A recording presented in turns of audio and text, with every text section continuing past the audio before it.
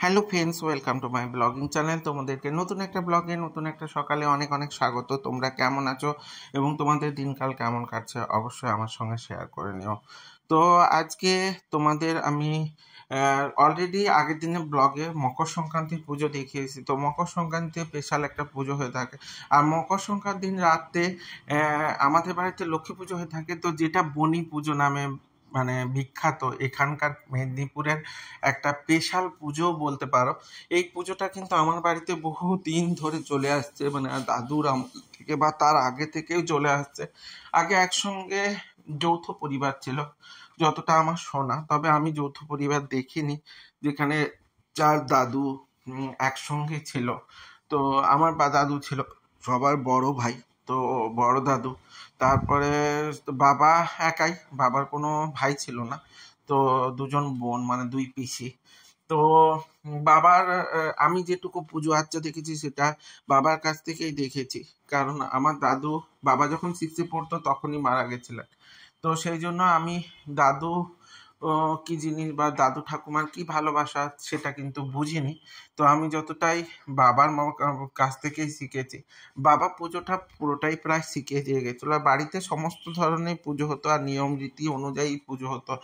বাবা সব কিছুই পুজো করতেন। আর আমার বাড়িতে বিগ্রহগুলো তোমরা দেখছো, দেখে কেমন লাগছে অবশ্যই বলো। তো আমাদের বাড়িতে লক্ষ্মী জনার্দন অধিষ্ঠান করে আছেন। তো লক্ষ্মী জনার্দনের মূর্তি আমার কাছে একটা বিশাল ধরনের মাহাত্ম্য করে রাখে। তো তারপরে এই লক্ষ্মী গণেশের মূর্তি, যেটা পেতলের মূর্তি, এটা কিন্তু বছরের 2 মাস পুজো হয়ে থাকে, মানে অঘ্রাণ পৌষ মাসের বৃহস্পতিবারগুলো। তো প্রতি বৃহস্পতিবার এই ঠাকুর পুজো হয়ে থাকে। তো এই পুজো একটা স্পেশাল রীতিনীতি অনুযায়ী হয়ে থাকে। প্রতি অঘ্রাণ পৌষ মাসের বৃহস্পতিবার এনাদের পুজো হয়। প্রতি বছরে বৃহস্পতিবার, মানে অঘ্রাণ মাসের প্রথম বৃহস্পতিবার মাকে রেডি করা হয়, তারপরে পুজো শুরু হয়। আবার এই বনি পুজোর দিন মাকে আবার নতুন আম্রপল্লব দিয়ে সাজিয়ে দেওয়া হয়।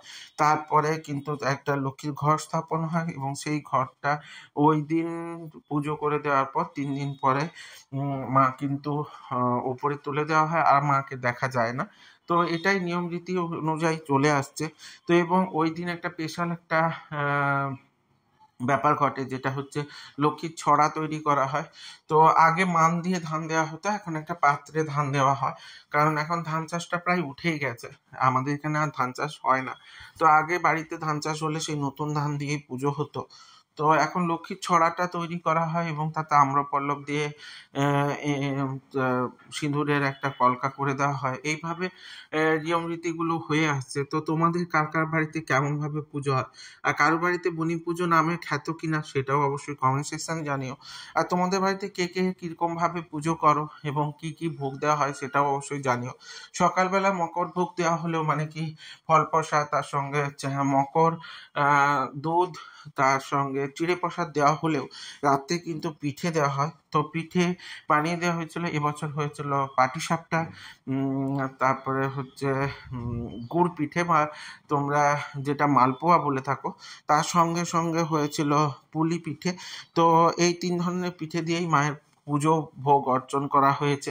তার সঙ্গে মিষ্টান্ন তো ছিলই, আর একটা স্পেশাল ধরনের মিষ্টি দেওয়া হয় যেটা লবাত নামে খ্যাত। তো ওই ভোগটা দেওয়া হয়। এইভাবেই আমাদের বাড়িতে কিন্তু বহু যুগ ধরে এই নিয়ম রীতি অনুযায়ী পুজো হয়ে আসছে। তোমাদের কার কার বাড়িতে কেমনভাবে পুজো হয় অবশ্যই আমাকে জানিও, সেটা জানতে আমার খুব ভালো লাগে, আর নতুন নতুন নিয়ম রীতি শুনতে খুব ভালো লাগে। তো এই নিয়ম রীতিগুলো যেমন হয়ে আসছে তার কোনো পরিবর্তন ঘটানো হয়নি, যেমন ছিল তেমনভাবে পুজো হয়ে আসছে। এবং এরপরে 3 দিন পরে ওই ধানের ছড়া কিন্তু উল্টে দিয়ে মা উঠে যাবেন ওপরে, এবং ওখানে কিন্তু মা সারা বছর তোলা থাকে। মাকে ওই সময় দেখা হয় না।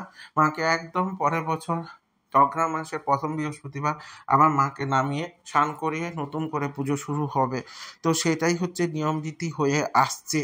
তো তোমাদের কেমনভাবে কি রীতিনীতি কিভাবে পালন করছো অবশ্যই আমাকে জানিও, কমেন্টের অপেক্ষায় থাকলাম।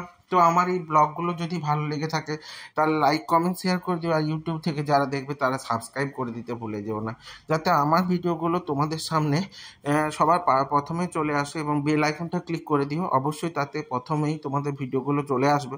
এইভাবে আমার সাথে থেকো, সঙ্গে থেকো, জুড়ে থেকো। দেখা হচ্ছে নতুন একটা ব্লগে, নতুন একটা সকালের সঙ্গে। ততক্ষণের জন্য তোমরা ভালো থেকো, সুস্থ থেকো, সঙ্গে থেকো, জুড়ে থেকো।